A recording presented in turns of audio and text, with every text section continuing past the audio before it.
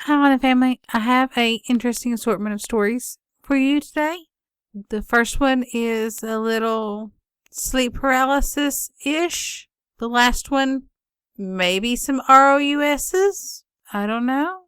Sit back, enjoy the show. If you like what you hear, don't forget to give me a thumbs up and hit that subscribe button. I really appreciate it. Story 1, Connection. I just woke up from a sleep, and it was about 7 o'clock in the morning. The state I was in was somewhere between being fully awake and being asleep, when all of a sudden I began to experience a terrible sensation all over my body. It felt as if my body was inside a compression chamber. At first, I felt hands touching me, and then I felt a body covering me. It happened in a very intimate way. Once I felt the presence of this thing pressing against my entire body. I was in a very, very tight grip from head to toe. I began to experience a tremendous amount of fear, yet mentally questioning whether what was happening at the time was really happening. Then the pressure began to increase. It became stronger and stronger, to the point where my fear began to turn to terror. It became intense and horrifying. I also sensed a very heightened presence of evil.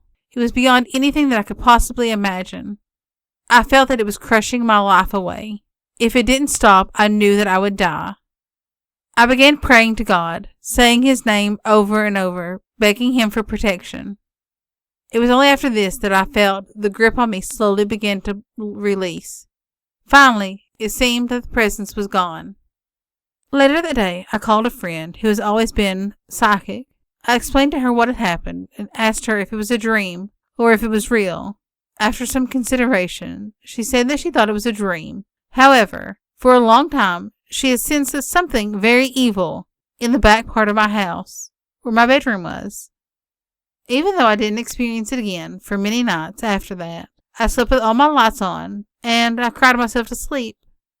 A couple years earlier, while I was out of the state and living with my husband where his job was, my oldest daughter was living in my house by herself. So I decided to call her and ask if anything strange had ever happened to her while she was living at the house. She told me that there were several occasions that she had heard things, and a few times that she actually saw some very strange things. Many of the noises she heard were sounds of doors opening and closing. The TV would come on by itself and then shut off. She said that the house would become so cold everywhere that she felt forced back into my bedroom. She said it was the only place in the house where she could get warm. She began to sleep there. Then one night, she said that she was awakened by something, and when she opened her eyes, she saw a line of people who looked Amish walking down the hall towards her. They continued walking right into the bedroom, right through the walls leading to the outside. She was horrified by what she saw, and as a result, she moved her bed out into the living room and continued to sleep there from then on. After I spoke to her about all of what she had seen and my own experiences, I remembered that my next-door neighbor had mentioned years earlier we had bought the house that they had had a ghost in their house. At the time, I laughed and shrugged my shoulders, but now I decided that I would go talk to them about this.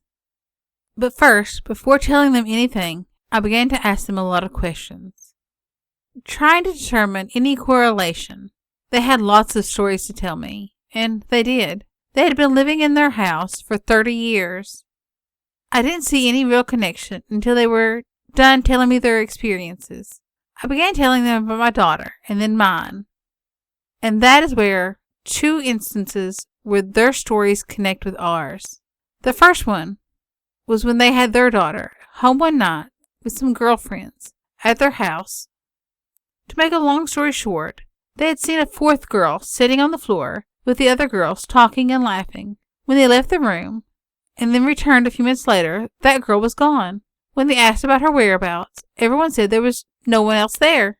You must be seeing things. There was another time when they saw the same girl walking into a bedroom in the house. The connection, you may wonder? Well, one day, I thought I saw my daughter in one of our windows, only to find out that she wasn't home. I wonder if the girl I saw in my window was the same girl that they had saw sitting in their house. My sister had passed away when she was 15. She resembled my daughter quite a lot, and when my neighbors started to describe the girl that they saw in their house, it also seemed to resemble my sister quite a bit. So I went over to my house and I found a picture of my sister, and my neighbor thinks that that was the girl he saw. My neighbors then proceeded to tell me that on several occasions they have also woke up, only to find a weight on them, pressing them in, and the same intense feeling of terror that I felt, as if hands were holding them down to the bed. My neighbor's wife also said that sometimes she would feel hands caressing her back and shoulders. I wonder now if the hauntings in my neighbor's house and what's going on in my house are connected, and if somehow my sister's spirit is connected to both. Story 2. Pon Pon. When my husband and I first got married, we lived in a small mobile home on a small tidal creek in Beaufort, South Carolina. It only had 2 bedrooms and a very small kitchen that was located at the very front with a sink facing 2 windows. This meant that when you were washing dishes, your back would be facing the rest of the mobile home. Whenever I was in the house alone, or my husband was sleeping, and I was doing dishes, I would feel like someone was walking up behind me, and I'd have to turn around, but there would never be anybody there. It got so bad that I started doing dishes turned sideways, or only when someone else was in the kitchen with me. I first thought that I was just being paranoid, until things started to turn up missing. We would put the groceries in the cabinet, and then go get them to fix a meal, and they'd be gone. My husband thought that someone was coming into our house and stealing our groceries. We could never figure out how they got in, or why they would take the items that were missing. I always knew exactly what was missing because we lived on a very tight budget and bought groceries with each meal pre-planned out. We would go to bed and we'd wake up and all the cabinet doors in the kitchen would be open. Never any of the cabinets in any other part of the house, only the ones in the kitchen. Now, my husband had lived in this mobile home before we had gotten married. He told me that before I moved in there was a door between the living room and the hallway that connected the 2 bedrooms and the bathroom. Because he was single and often slept in the living room, in front of the TV, he said that he finally just ended up taking that door and putting it outside, because every night he would shut it, and then when he'd wake up, he'd find it wide open. Everyone we told this story to told us that it was just pressure changes in the house, or that we were imagining things. When we moved, we never had these experiences again. I still feel that there was something taking place in that house that we never fully understood. Another experience we had happened after we moved to another town. My husband was working out of town, and my sister and 2 of her friends decided that we should all go down to Charleston and have dinner and catch a movie. On the way back to our town, my sister told me of an old haunted church called Pon Pon, and we would pass by on the way home. This church was in ruins and had burnt down several times before it was finally just not rebuilt again.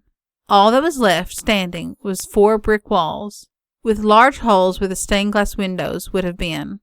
The story in the area was that sometimes there would be lights in the windows that no one could explain. We all agreed that it would be fun to stop and check it out. It would be a great joke, after all. When we got there, it was pitch black, and we used our flashlights from the car to see. When we got out of the car and walked towards the church, I had this deep feeling of cold, and the hairs on the back of my neck stood up. The closer I got to the church, the worse I was feeling, until I couldn't go any further. I have never felt like that before. I can only explain the feeling of just wrongness. No one else felt it, but I wanted to leave right then and made everyone get in the car. I never saw the lights that everyone said would appear, but what I felt convinced me that I would never go back. From then on, anytime someone says anything about Pon Pon, I always tell them that I will never go back. I know I felt something, and I didn't like it. Since then, I have wondered if other people have had similar experiences there. Something was there, and whatever it was, wasn't nice. Story 3. Red Eyes. As children, my sister and I shared an antique bed that had about a foot of space underneath it. One night, with my cat sleeping on the head of my bed, I was awakened to the sound of animals clawing, walking across the hardwood floor to our bedroom. My cat, Chester, had also heard this. He stood up at full alert. I wondered if the neighbor's dog had somehow gotten in, because the sound of clicking claws was loud enough that it had to be a small dog, or something of similar size. My face grew hot from blood rushing through my body, and I could hear my heart pounding. I was too frightened to speak to my sister, so I laid perfectly still until Chester jumped off the bed. I believed him to be my protector, until I heard him hightailing it down the hall. Suddenly my sister tells me to go turn the light on. She had dropped her beloved stuffed animal off the bed. Thinking that she would have heard it and would never send me into harm's way, I hopped off the bed and walked over to the light switch. As I rounded the bed, I saw it. I saw two large, glowing red eyes staring at me from underneath my dresser. I flipped on the light, and I still don't know why, but I got down on my hands and knees and I looked under my dresser. I had a full view under my bed and under my dresser. And then I opened my closet. Nothing. Boy, was I relieved. My sister said, "Okay, turn off the light." And I did. Lo and behold, there they were, under my bed. Large, red, glowing eyes. I still did not say a word to my sister, as acknowledging it would make it real. I just laid there in bed and tried to sleep. Eventually, the eyes started wandering, and at one point even ran into the little bookshelf that my dad had made for me. Eventually I did sleep, and I told my friend about it the next day, who laughed and said I was lying. Years later, I brought it up to my sister, who couldn't believe it. She had peered over the side of the bed to see who was wandering around, and saw the exact same eyes staring back at her. That was when she told me to turn on the light. My brother and brother-in-law said it was probably a huge rat, but Central Washington doesn't really have a problem with dog-sized rats. Not to mention the eyes were facing forward, not on the sides, and they were pointed, not round. I know that I will believe my children if they are ever scared of the boogeyman. I hope you enjoyed these stories. If you did, once again, don't forget to hit that subscribe button and give me a thumbs up. Thanks for listening.